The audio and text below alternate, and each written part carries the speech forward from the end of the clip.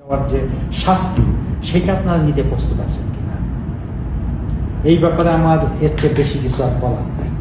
Saudi আরব বাংলাদেশ প্রবাসী সাংবাদিক ফোরামভুক্ত দেশের জাতীয় টেলিভিশন সমূহের প্রতিনিধিদের সাথে সমসাময়িক নিয়ে সৌদি আরব বাংলাদেশ দূতাবাসের মানবের রাষ্ট্রদূত মোহাম্মদ দেলোয়ার হোসেনের মতবিনিময় সভা অনুষ্ঠিত।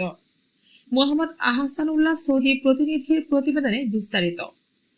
সৌদি আরবের প্রবাসীদের চলমান সংকট সদস্য সমাধানের জরুরি পদক্ষেপ সৌদি আরবের বাংলাদেশ রাষ্ট্রদূত মোহাম্মদ দেলোয়ার হোসেনের।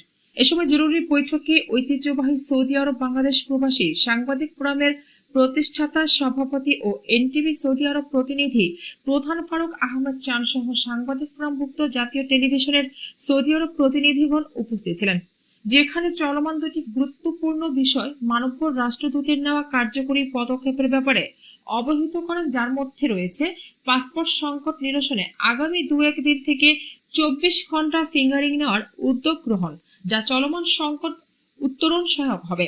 এছাড়া বর্তমান রিয়াদের অপহরণ, ছিনতাই, চাঁদাবাজি, মারামারি এ সমস্ত ক্রিমিনাল অ্যাক্টিভিটির বিরুদ্ধে কার্যকরী পদক্ষেপ গ্রহণ করা হয়েছে বলে সাংবাদিকদের অবহিত করা হয়েছে।